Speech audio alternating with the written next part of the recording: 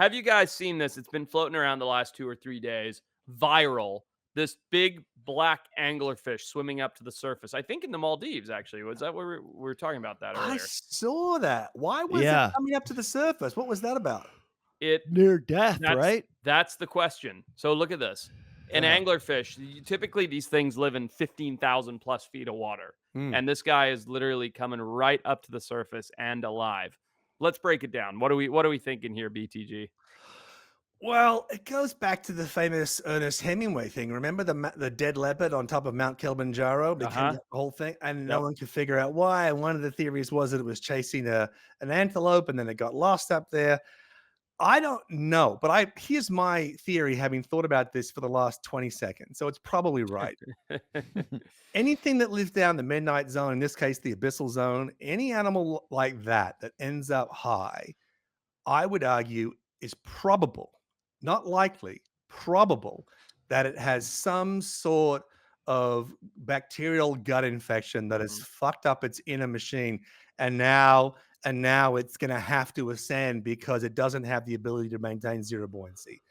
Look, That's my theory. Is it's sick and it's going up because it can't go down.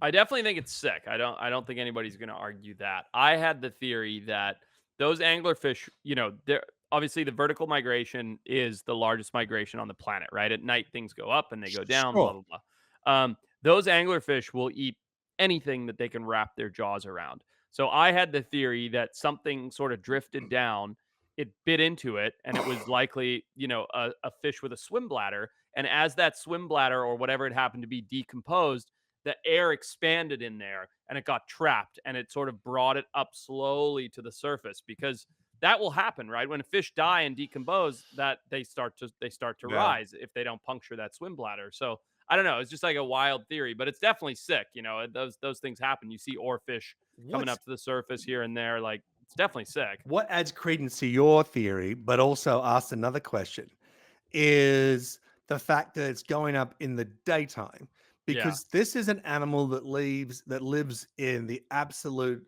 lightless void. Right. And yes, it does have a glowing lure and it does trap other things that also have bioluminescence and all the rest of it.